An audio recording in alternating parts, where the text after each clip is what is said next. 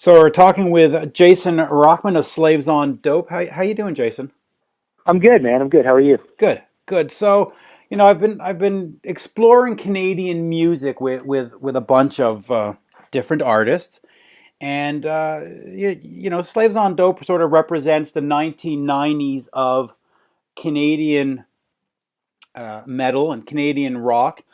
When you think back to the 80s and you think of sort of the hair metal, you can sort of think of Helix and Killer Dwarfs, and even if you want Honeymoon Suite, yet they were all sort of uniquely Canadian. As you moved into the 90s, was there a uniquely Canadian sound when you think of Slaves on Dope, Pulse Ultra, and some of the other bands coming out of on the scene? Well, I mean, Slaves on Dope really, we made our mark. We really made our mark internationally, or I would say more in North America, in 2000. So the 90s were really. It's kind of like we were in the juniors in the 90s. We formed in the 90s and we really cut our teeth in Canada. Right. But then when we moved to the U.S. in '99, that's when we really got our first shot. So, we kind of lasted the 90s to get our big shot in the 2000s. I think for me, the sound that really formed our band and that mattered to me a lot was a lot of the 90s Canadian stuff that came out, like the Our Lady Peace, Okay. the Tea Parties, the I Mother Earths, those kind of bands that really were kind of the bands that we looked up to in a way. You mentioned bands like Pulse Ultra. They kind of came. I remember being in California when we had moved there, and Dominic, the guitar player, calling up our old bass player Frank and talking to him about, should we move to California too? So I know that we kind of opened the door for them in a way. Right. But yeah, I mean, I think that 90s, for me, the 90s sound really was different, and there was a lot more, a lot of bands that were just kind of taking what was going on in the U.S. and just making it their own. All right. Let me ask you about. Let's back up to the 80s. Were you a fan of those Canadian bands? Were you sort of up on the Canadian scene, or were you more drawn to bands outside of Canada? You know what? I mean, in the 80s, I mean, obviously I grew up on Chaume, right? Which is a Montreal rock station. Which you're a member of now. You're actually on where I work, yeah. But I mean, I grew up listening to Chaume, so a lot of the music, that I would hear that was Canadian, would come from Chaume because Chaume had a certain amount of CanCon that they have to play. So I grew up, listening to a lot of, in the 80s there was a lot of 5440, there was a lot of Kim Mitchell, there was a lot of April Wine. So there was it was more of the rock and roll. I wouldn't say so much the metal.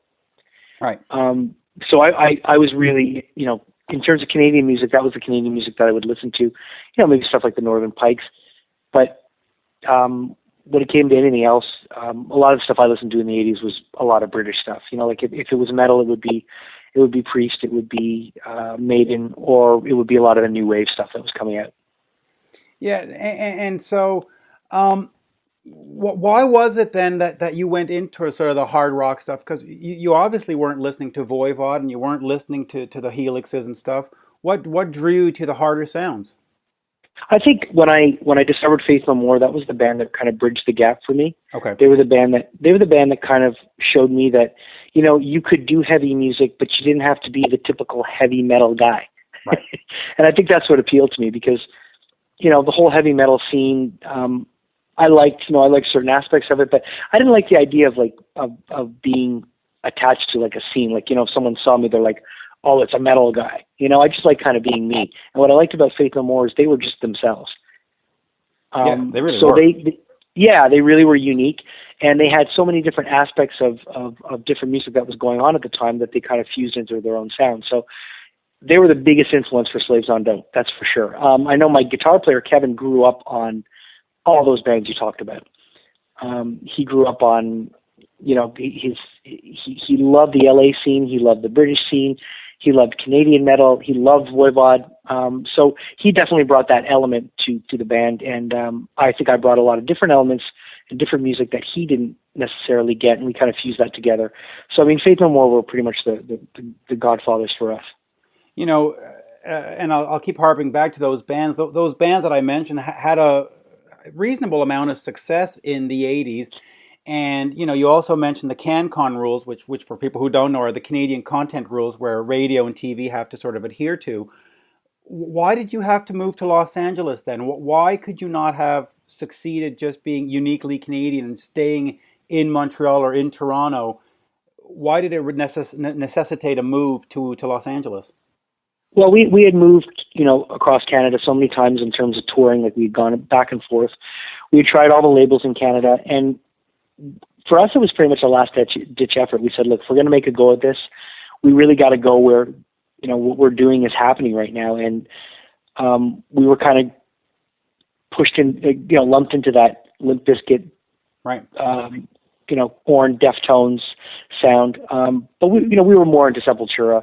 Like Roots was a big record for us. That really made us say, wow, you can do metal and but you can do stuff that has choruses and you can be heavy. And it was a whole new world for us. So when we were doing the music we were doing, we realized we'd probably make a much better go of it if we moved to the U.S.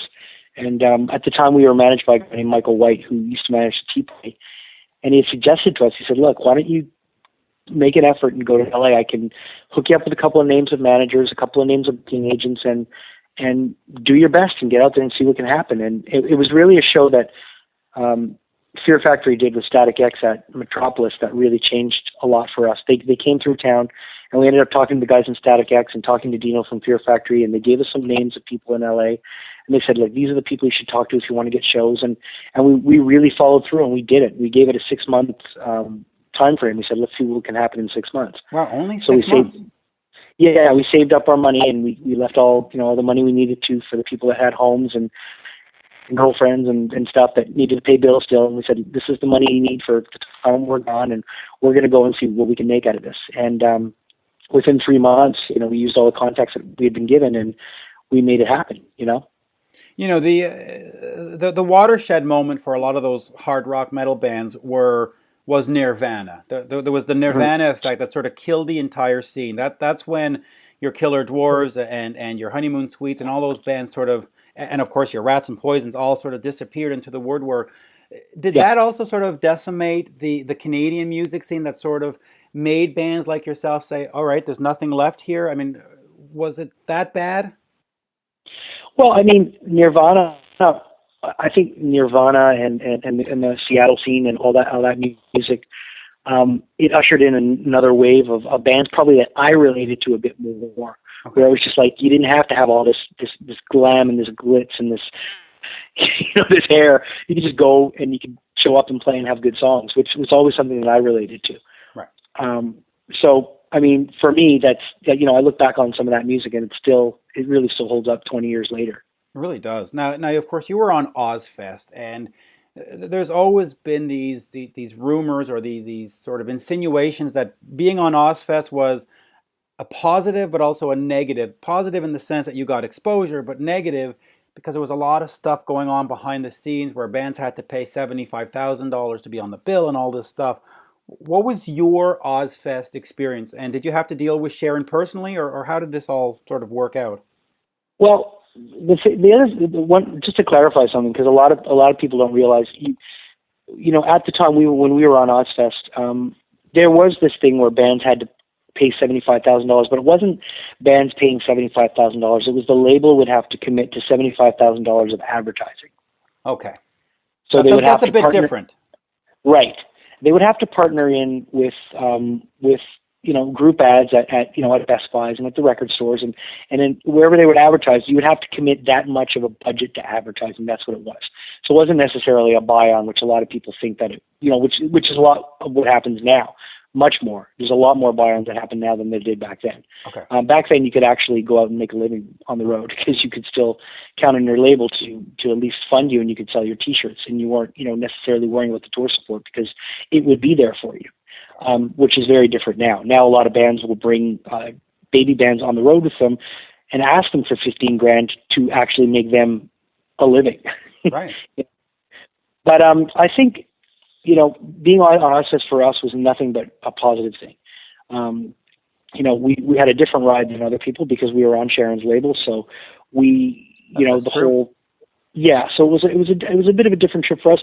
But on the other side of it, when we were offered to do Ozzfest in a bus, we said no, we want to do it in a van and an RV because we want to have more money to tour longer. So we definitely went into that with eyes open, realizing that people would probably think we were favorites and we were being played as favorites. So we went in there trying to be as humble as we could. But I mean, Ozzfest for me was nothing but a great experience. The year we were on, 2000, was probably the best year. I mean, it was the year that Pantera, co-headlined with Ozzy. So for me, I got to see every band that I loved at the time, almost every day that summer. I got to see Pantera. I got to see Soulfly. I got to watch Queens of the Stone Age every day at 1 o'clock. I mean, it was like a dream come true. Actually, that's not a bad way to spend the summer, right? Just yeah, watching all those. It was a nice way to spend the summer. Yeah. Now your last full-length album is Over the Influence. Are you working on anything new? Yeah, we've got about 12 or 13 songs that are done. Kevin and I just started writing lyrics this week, so we're going to have a release probably in the next 6 months for sure. We'll have something out. Awesome. We're just working at a much slower pace than we used to. Yeah. But definitely. I mean, we've put quotes in for pressing. Like we're ready to go. We've got album art. We've got album artwork, concept all done already. So it's just a matter of getting in there and finishing some stuff up, and then definitely gonna be another record. Hopefully by the end of the year. Heavy metal has sort of always been tagged as being this sort of very aggressive metal or very aggressive kind of music that that requires some kind of piss and vinegar coming from the artist. As you've gotten older, how do you maintain that level of aggression? And is it aggression or is it just, is it something else?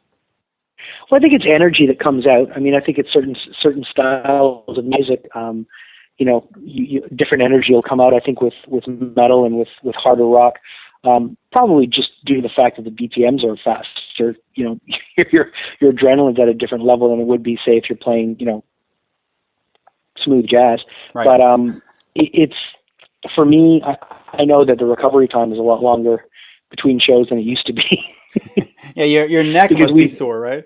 Oh yeah. Well, we definitely, when we play, we still give it 100%. So I think it's a great way to channel energy. Is it aggression? Yeah, it can come across as aggression. I mean, when I look back at pictures of us playing sometimes, and some of the the shots that some of the photographers will catch of us, will be like, man, I look mean. So I'm not like that at all. But yeah, it definitely it's an outlet. I think it's an outlet, kind of like running can be, or weightlifting, or training. It's and it's an outlet where you'll get probably the same kind of faces. Same kind of rush. Yeah, I think if someone's pushing their last rep on a bench press, you might see some similar faces that you'll see to a guy that's going through the last chorus of a song that's super heavy. Looking back at the last 30 years of Canadian music, what are some of the most influential or biggest bands that you can remember, or which ones are the biggest to you? Well, Our Lady Peace were a big influence to us because they were a band that brought us out on the road with them really early. Right. I really respected, the dent that they made in the U.S. The Doughboys, another band to me, were a big part of shaping me as an artist. Like they were one of the first bands that I knew that actually went out and got a U.S. record deal. Like they were signed to A&M, and it was like, wow. And I think there's a few bands lately that have been coming out that we've been kind of supporting at Shome, like a band like Half Moon Run. I mean, I know this isn't metal at all, but a band like that can put out a debut record like they did and be so young just blows my mind. Yeah, absolutely. I'm not. As I do this special, I'm also going to go get a band like Glass Tiger and stuff like that to sort of talk about the history of rock. But what about bands like Triumph and Rush and April Wine? Oh, I mean, April Wine. April Wine to me and Rush, and those they're in another stratosphere. Like I listened to April Wine. I went to see them for the first time 2 years ago in January. I think it was probably 2 years ago. Mm-hmm. And I had never seen them before, and I kind of bummed that I didn't get to see them with Jerry Mercer drumming. But nonetheless, they were just like a hit factory, It was like one good song after another. So, it's I'm thinking of I guess I'm thinking of younger bands that shaped me more as a musician. Yeah. Like bands like April Wine, bands like Rush, guys like Frank Marino and Mahogany Rush. Those are more of my fabric. I mean, that's like, that's going back to Showman. I mean, that's pretty much part of my DNA. Yeah. That's it. To me, they're a band like Rush is on the same par as a band like Led Zeppelin. Yeah, good point. Good point. And of course, Led Zeppelin got into the Rock and Roll Hall of Fame pretty much de facto, whereas Rush needed petitions and protests and people pointing out, hey, why aren't they in? Sort of silly, right? That whole Rock and Roll Hall of Fame thing. Yeah, it's an interesting. I'm especially after this year. I mean, you induct Kiss in, and then you fudge the rules a bit, and you do that to a band like Kiss, who are going to take everything and blow it out of proportion. Yeah, but it really left a bad taste in my mouth. And I've visited the hall, like I've been there many times, and it's a really cool place to go. Right. But it does make you wonder though sometimes when you see some of the guys from the E Street band that played on the first album, and you couldn't spot them if you had a map. And then you get a band like Kiss, and then they start fudging rules. But anyway, it's an interesting organization. But it is, and I think it's like any kind of award panel, or it's the cool kids club, and when you're not part of that, it can suck. But just the fact that Kiss got in after all these years, when obviously they weren't automatically part of the cool kids. I think was great, and I think that should be celebrated. Yeah, it should be, and hopefully someday we'll see a Cheap Trick, and we'll see Judas Priest, and we'll see Iron Maiden, and we'll see some of those other sort of uncool bands. I mean, if a band if Judas Priest and Iron Maiden aren't in the hall yet, no, they're not. Wow, that's disgusting. Come on. I mean, essentially, the only metal that is in there is Black Sabbath. Now you can maybe argue that Guns N' Roses is metal, and you can argue that maybe Van Halen is metal, and then maybe Kiss. Yeah. But in terms of like the real, that metal era, Ronnie James Dio as a solo artist is not in. Judas Priest is not in. Iron Maiden is not in. Megadeth is not in. I mean, these are bands that change things, right? I mean, they had an influence. And we should start a heavy metal hall of fame. Yeah, we really should. I mean, that is something. I guess it's a niche kind of project, but I think it's needed because it's completely being ignored. When you're looking at a Rock Hall of Fame and you've got Run DMC in the Rock Hall of Fame and you've got Bruce Dickinson not in, you go, huh? Okay. No, for sure. It makes you wonder. There's a problem here. I mean, when Public Enemy got inducted. I mean, me being a massive Public Enemy fan, I was really happy because to me they were always the most rock and roll out of all those bands. Yeah, but Public Enemy, I can actually argue for. I mean, first of all, they stretched the boundaries of what they were doing in whatever you want to call it, rock. Or, I mean, not rock, but rap or hip hop. But they also did that stuff with Anthrax and don't forget Run DMC did. Aerosmith. Run DMC was before that they did this thing. They had a song called Rock Box, right? Yeah. And that was probably one of the first times electric guitar was used in hip hop. So, they were a big part of that crossover. I'm happy Run DMC's in there. I think they deserve it. Public Enemy deserve it more. Listen, I believe those bands deserve it. I just believe that it's hard to leave the band like Judas. Anyway, Priest and Maiden should be in there 100%. So, slavesondope.com if people want to check out all the goings on of the band. It's amazing, though, to think that you've had a 26-year career now, if you go back to, like, the club days? Well, we're 20, actually, we're 20... 21. 22 years. God. Unbelievable, huh? Yeah, it goes by really fast. Makes me feel really fucking old. Good, and of course, this year, if people want to see you, there's the Amnesia Rock Fest, where you'll be on the bill with... who's on there this year? It's Motley Crue, Megadeth... it's more like who's not on it. Right, pretty much. I mean, it's crazy. I mean, Mastodon are on. Who we're talking about bands. Mastodon to me are pretty much the best metal band out there right now. Agreed. Love them. Offspring are on. I'm sorry. Blink-182 are on. God, Alice in Chains are on. I mean, there's so many bands on that damn festival that I can't even remember how many bands are on it. Right. If that makes any sense. Weezer's on it. Every hardcore band imaginable is on that thing. Henry Rollins is doing spoken word there. It's crazy. I mean, pretty much between that and Heavy Montreal, we've got a great summer. I know Heavy Montreal is going to be crazy, but with Twisted And Sister and Megadeth, and not Megadeth, Metallica, great stuff. Yeah, so when they added Twisted Sister, I was super happy. But yeah, we'll be playing at Rockfest this summer, and then we're doing a couple other shows that we're going to be announcing in the next couple of weeks. Great. Well, thank you, Jason. Always a pleasure. My pleasure, man. And anytime. Yeah, there you go, folks. The '90s wrapped up with Jason and Slaves on Dope. And, of course, check you out on Showman CTV. Yep. Thank you, sir. We'll talk to you soon. All right, man. Bye-bye. Take care. Thanks.